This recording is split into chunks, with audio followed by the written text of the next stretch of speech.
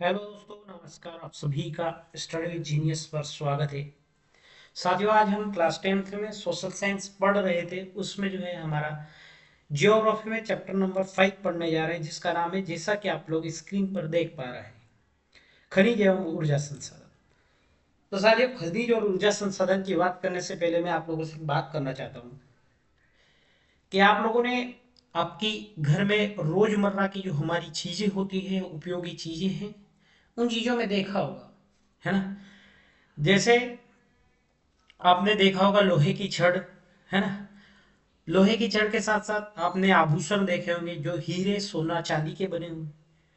साथियों, ये सारी चीजें जो होती है ये धातु की बनी होती है। जैसे कि हम एक दंत मंजन यूज करते हैं, है ना। उस दंत मंजन से हमारे दांत साफ होते हैं। और जब दांत साफ होते हैं तो उसमें क्या क्या चीजें हैं, उसमें कुछ चीजें हैं जो कि हमारे दांत को साफ कर रही है ना। उसमें फ्लोराइड है, उसमें ना चूने का कुछ अंश है। तो ये सारी चीजें कहाँ पाई जाती है? ये सारी चीजें, ऐसा नहीं है कि हम किसी स्टोर पर गए, किसी दुकान पर गए और हमने कहा कि हमें 1 किलो खनिज जो है आप दे दीजिए। सर, ये ऐसा नहीं हो पाता है। एक्चुअली में ये सारी चीजें किसी चीजों से बिल्ट होती है, किसी चीजों से बनती है। जैसे मैं एक एग्जांपल, एक उदाहरण के माध्यम से जो है हम बात करते हैं। जैसे मान लो ये हमारा पूरा गांव है।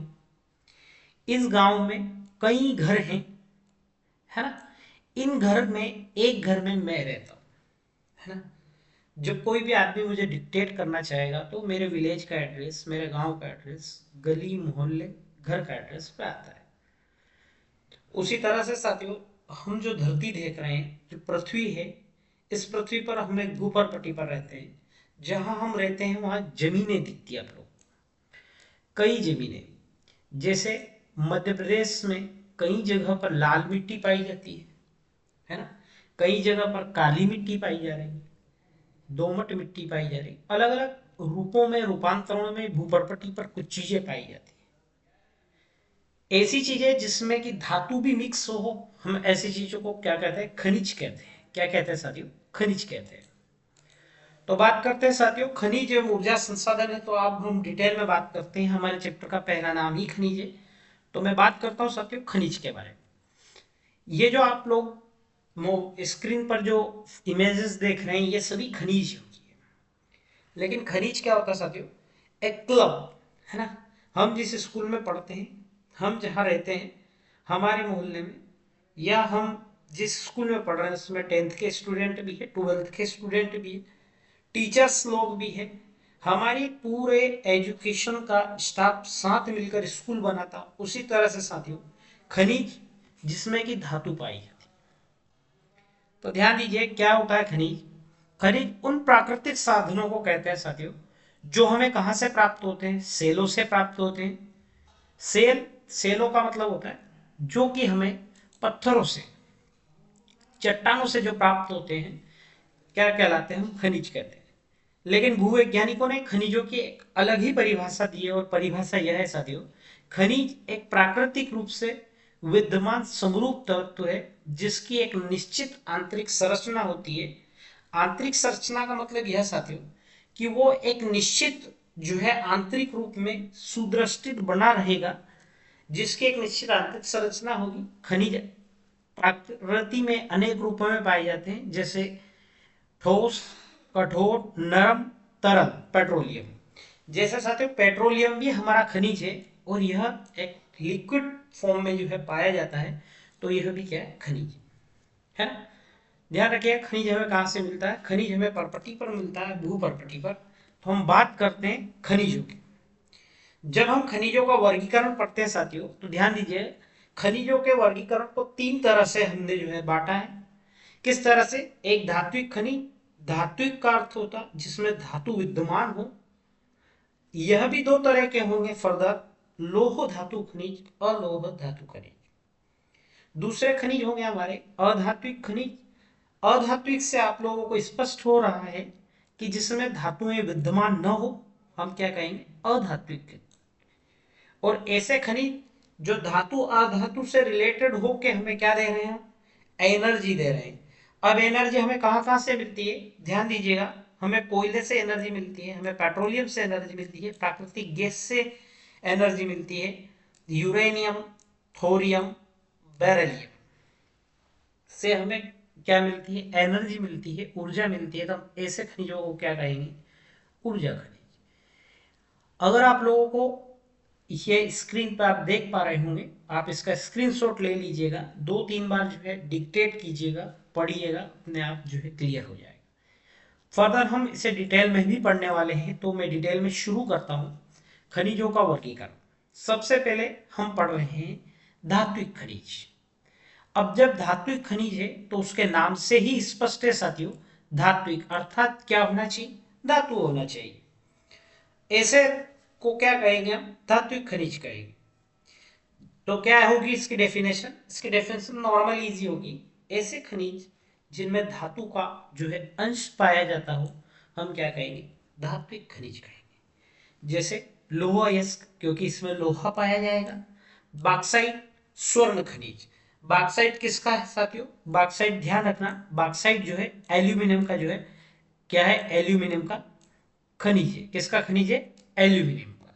ठीक है, तो बॉक्साइट, लोहा अयस्क, स्वर्ण खनिज। साथ ही साथ ध्यान रखिएगा साथियों, पारा तरल धातु है ना, और वो धातु है, उसके खनिज का नाम आप लोगों को मिले तो कमेंट में डालिएगा। उसका 1-2 ही खनिज पाए जाते हैं, तो आप लोग डालिएगा, है ना। अब लौह खनिज की बात करते हैं। धात्विक, अधात्विक, धात्विक फिर 2 तरह से होता है साथियों, एक होता है लौह खनिज, एक होता है अलोह खनिज। ध्यान रखिएगा, ऐसे खनिज जिनमें लौह धातु का अंश पाया जाता हो। लौह धातु से मीन्स ये नहीं होगा कि उसमें लोहा जो है पाया जाए, है ना। लोहा या लोहे से संबंधित धातुओं के अंश पाए जाए, हम क्या कहेंगे, लौह खनिज कहेंगे। जैसे लोहयस्क, मैग्नीज, निकल, कोबाल्ट, है ना। अब यहीं से फर्दर हमारी दूसरी डेफिनेशन जो है स्टार्ट होती है, वो है अलोह खनिज। सीधी सी बात है, अलोह है अर्थात हम क्या कहेंगे, अलोह। देखो, मैं बहुत बार जो है हिंदी के माध्यम से भी आप लोगों को पढ़ाता हूँ। अ उपसर्ग क्या कहता है, पराजय, अपराजय। अपराजय का मतलब होता है आदमी हारा हुआ नहीं है, है ना। तो लोह, अलोह का मतलब लोहा विद्यमान नहीं होना चाहिए। तो ऐसे खनिज जिन धातु में जिसमें लोह धातु का अंश नहीं पाया जाता हो, हम क्या कहेंगे, और लोह खनिज कहेंगे। जैसे तांबा, सीसा, तांबा, सीसा, है ना, जस्ता, बॉक्साइट, सोना, चांदी, प्लेटिनियम, ये क्या है, हमारे अलोह खनिज हैं।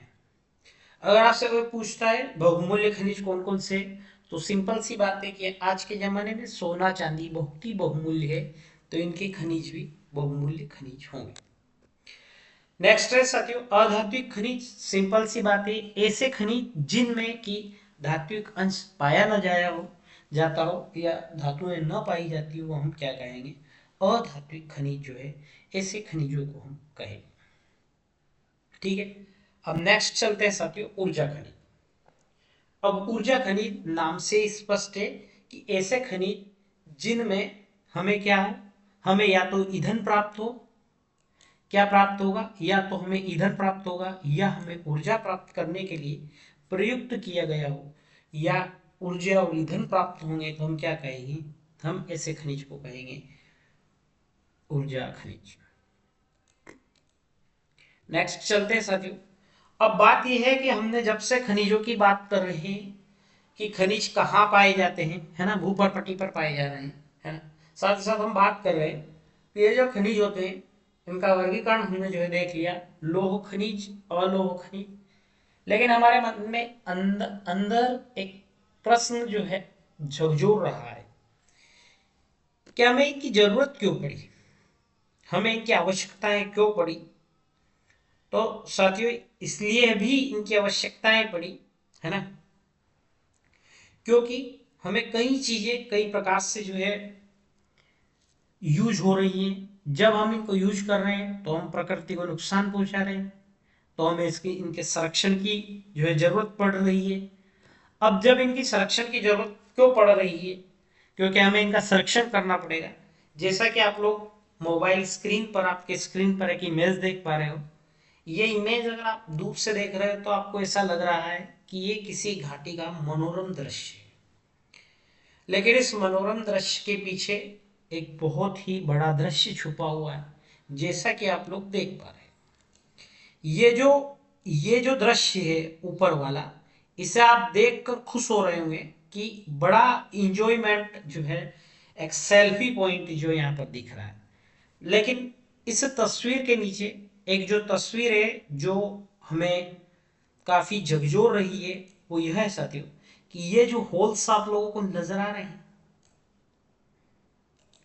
आप लोगों को ये होल्स नजर आ रहे होंगे। एक ये होल्स है, एक ये है ना, एक एक ये किसी शेर की गुफा नहीं है, किसी लोमड़ी की गुफा नहीं साथियों। ये पूरी जगह यहाँ पर पूरा ऊपर जैसा दिख रहा ऐसा यहीं पर भी प्लेन था, लेकिन हम जैसे लोगों ने हमारी आवश्यकताओं के लिए हमने क्या करा, इसमें से मेन अंदर से जो है गुफा टाइप बना दिया, और इसमें से हमने कुछ ये एब्स्ट्रैक्ट कर ली, बाहर निकाल ली हमारे यूज के लिए।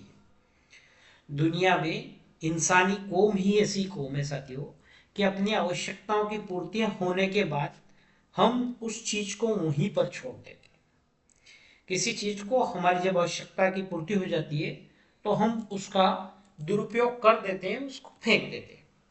इसे कहते हैं साथियों रैट होल्स। क्या कहते हैं? रेट होल्स कहते हैं।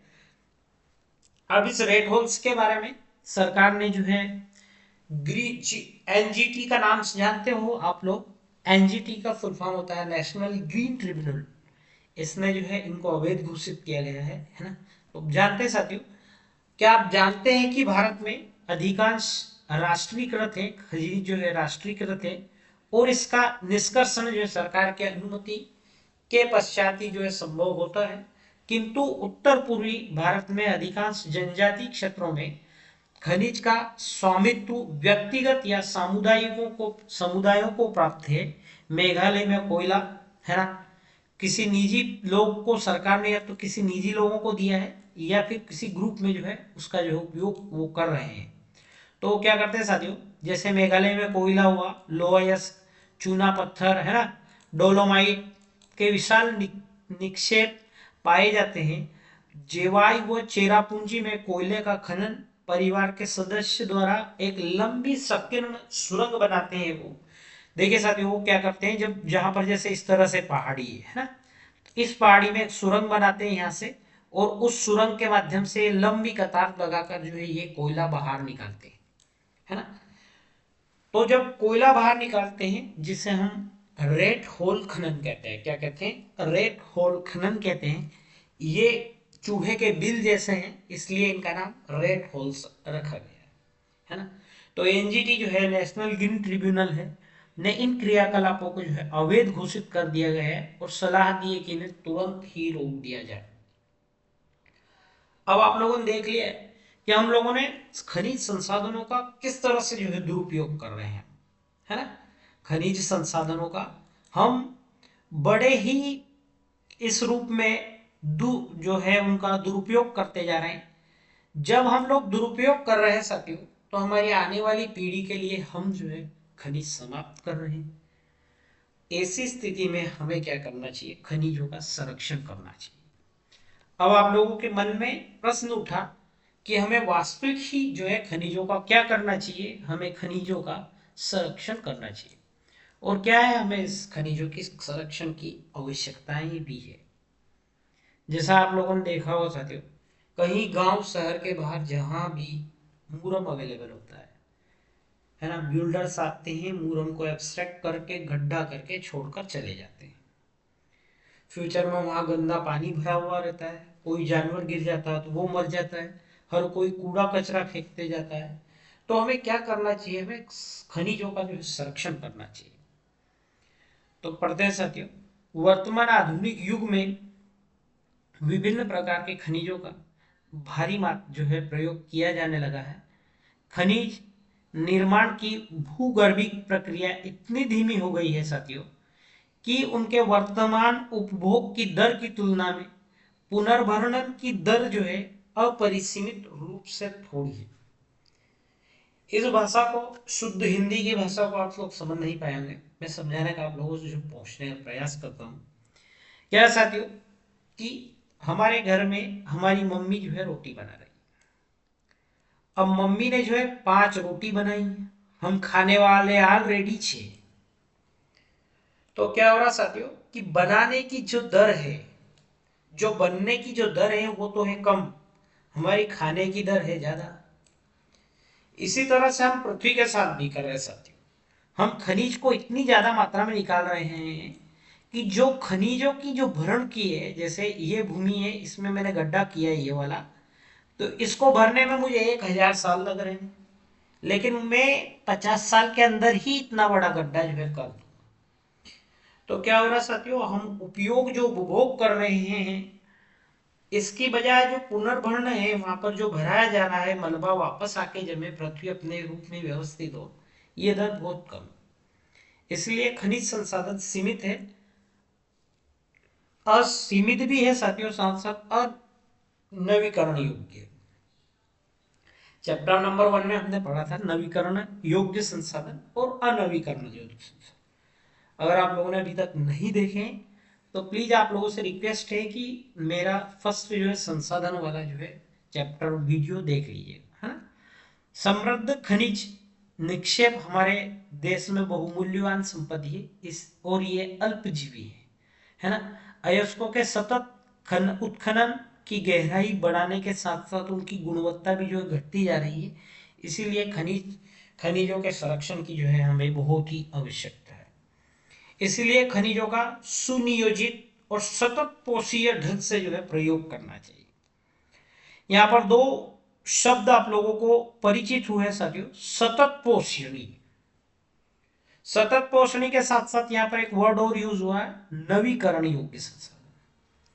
तो ये सतत पोषणीय और नवीकरण योग्य संसाधन, ये दोनों वर्ड को मैंने काफी डिटेल में जो है पहले वीडियो में समझाया है, एक बार फिर से समझाता हूं साथियों। सतत पोषणी का मतलब होता है साथियों, पर्यावरण को, प्रकृति को किसी भी प्रकार का नुकसान न पहुंचाए हुए जो हम विकास करते हैं, हम उसे कहते हैं सतत पोषणी विकास, है ना। नवीकरण योग्य का मतलब होता है साथियों ऐसे संसाधन जिनका हम केवल एक ही बार उपयोग कर सकते हैं, डबल में उनका उपयोग नहीं कर सकते हैं, ऐसे संसाधनों को हम कहते हैं अनवीकरण योग्य संसाधन। थैंक यू साथियों। आप लोगों को अगर वीडियो अच्छी लगी हो तो लाइक्स ना करें, लेकिन दोस्तों के साथ शेयर जरूर कीजिएगा ताकि हर किसी को जो है इस सेशंस का लाभ मिल सके, है ना। चलते हैं साथियों, अब बात करते हैं, एक नॉर्मल सी बात है कि वर्तमान समय में जो हमारी भूपरपटी है इस पर 2000 से अधिक प्रकार के जो खनिजों की जो है पहचान हो चुकी है। अयस्क, अयस्क किसे कहते हैं, है ना, यहां से ट्रम से अयस्क, ध्यान दीजिएगा। अयस्क ऐसी चट्टानें जिनमें विभिन्न अवयवों के साथ साथ क्या हो, किसी खनिज विशेष का पर्याप्त मात्रा में संचयन या मिश्रण हो, है ना। अयस्क एक तरह की चट्टानें ही होती है, लेकिन उसमें किसी एक प्रकार का जो है खनिज बहुत ज्यादा मात्रा में जो है पाया जाता है ना। तो हम क्या कहेंगे, अयस्क कहते हैं। रेड होल्स हम पढ़ ही चुके हैं, है ना, खनिजों के संरक्षण की आवश्यकता क्यों पड़ी। अब एक और चीज ध्यान दें, क्या होता है साथियों, ये जैसे ये आप लोगों को जो दिख रहा है ये एक पहाड़ी है ना। जब इस पहाड़ी पर क्या होता है साथियों, जब इस पहाड़ी पर ये जो लावा वगैरह जब निकलता है तो ये इस तरह से यहाँ जम जाता है ना। जब पानी गिरता है तो जब पानी गिरेगा तो पानी के साथ साथ ये जो पदार्थ है, ये जो मलबा यहाँ से निकला था, जो भी XYZ अंदर से निकला, अभी नहीं मैं नहीं बताऊंगा, आप लोग खुद क्लियर कर लो। ये पानी के साथ बह कर आया, पानी के साथ बहने के साथ साथ यहाँ पर इस तरह से जो है जम जाता है। इस जमने की प्रोसेस को हम कहते हैं प्लेसर। क्या कहते हैं, इस जमने की प्रोसेस को हम कहते हैं प्लेसर, ठीक है। प्लेसर निक्षेप क्या है ना, पहाड़ियों के आधार या घाटी तल की रेत में जलोढ़ जमाव के रूप में पाए जाने वाले खनिज निक्षेपों को प्लेसर निक्षेप कहते हैं। तो मैंने कहा था कि कहीं ना कहीं इन दरारों के साथ साथ यहाँ पर बाहर कुछ आया था, तो हम इसे कहते हैं खनिज। अब ये खनिज यहाँ स्टोर होना था, लेकिन पानी के साथ बहकर यहाँ स्टोर हो जाता है, तो हम इसे कहते हैं प्लेसर निक्षेप कहते हैं, है ना। एक बार फिर से डेफिनेशन देख लीजिएगा साथियों। पहाड़ियों के आधार पर या घाटी के तल की रेत में जलोढ़ जमाव के रूप में पाए जाने वाले खनिज निक्षेपों को प्लेसर निक्षेप कहते हैं। अब एक बार फिर से साथियों, रेड होल खनन। वैसे मैंने रेड होल जब पढ़ा है, जब आप लोगों को बता दिया था, लेकिन एक बार फिर से आप लोगों के सिलेबस में प्रश्न, यहाँ से प्रश्न बनते हैं छोटे छोटे, है ना। रेड होल खनन क्या होता है? जोबाई व चेरापूंजी में कोयलों के खनन परिवार के सदस्यों द्वारा एक लंबी संकीर्ण सुरंग के रूप में किया जाता है, जिसे हम कहते हैं रेड होल खनन। क्या कहते हैं ऐसे खनन को? ध्यान रखिएगा, ऐसे खनन को हम कहते हैं रेड होल खनन कहते हैं, है ना। क्या कहेंगे हम? रेड होल खनन कहेंगे। नेक्स्ट क्वेश्चन की तरफ बढ़ते हैं साथियों, ध्यान दीजिएगा।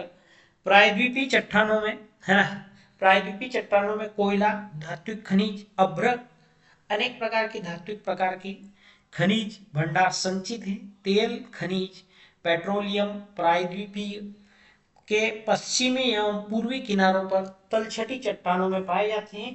उत्तर भारत के जलोढ़ मैदान में सामान्यतः कम खनिज पाए जाते हैं। यहाँ पर एक चीज आप लोगों को इंट्रोड्यूस हो रही है, वो चीज है साथियों प्रायद्वीपीय। तो मैं आप लोगों को बताना चाहता हूं कि ये टर्म्स क्या है ना। आप लोगों को ये सारी चीजें भारत के मैप के माध्यम से मैं जो है आप लोगों को क्लियर करूँ। ये आप लोगों ने भारत का जो है मैप देखा होगा।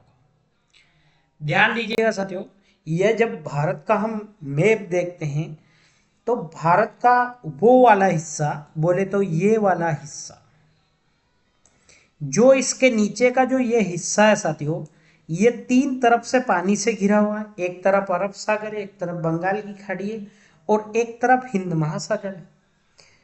तो किसी भी भूपर्वतीय या किसी भी धरती का वह भाग जो तीन तरफ से पानी से घिरा हो, हम ऐसे भाग को कहते हैं प्रायद्वीपीय। क्या कहते हैं हम? प्रायद्वीपीय कहते हैं। इंग्लिश में इसे कहते हैं पेनिनसुलर। तो ध्यान दीजिएगा साथियों, भारत का वह हिस्सा जो तीन तरफ से पानी से घिरा है, हम उसे कहते हैं पेनिनसुलर इंडिया या प्रायद्वीपीय भारत। तो ध्यान देखिएगा साथियों, जितना भी हमारा प्रायद्वीपीय भारत है, इसमें सबसे ज्यादा जो है आप लोगों को ये दिख रहा है ना, ये दिख रहा है ना, ये दिख रहा, ये सारी चीजें आप लोगों को सबसे ज्यादा खनिज जो है, खनिज अयस, ये चीजें कहाँ पाई जा रही? पेनिनसुलर इंडिया में पाई जा रही, प्रायद्वीपीय भारत में। तो अगर आपसे पूछता है कोई, जैसे आप लोगों ने देखा होगा झारखंड में, है ना, हमारे झारखंड, उड़ीसा, है ना, साथ साथ मध्य प्रदेश से लग हुए छत्तीसगढ़ में, है ना, महाराष्ट्र, कर्नाटक, तमिलनाडु, इन सारी चीज़ों में बहुत अधिक मात्रा में जो खनिज पाए जाते हैं। क्यों पाए जाते हैं? क्योंकि भारत में जो पेनिनसुलर भारत है, प्रायद्वीपीय जो चट्टानें हैं हमारी, उन प्रायद्वीपीय चट्टानों में, उनकी तलछटी में सबसे ज़्यादा जो है खनिज पाए जाते हैं। अब जब बात करते हैं हम उत्तर भारत की, तो उत्तर भारत में उस जलोढ़ मृदा में बहुत कम मात्रा में जो है खनिज पाए जाते हैं, है ना सर, बहुत कम मात्रा में जो है खनिज पाए जाते हैं।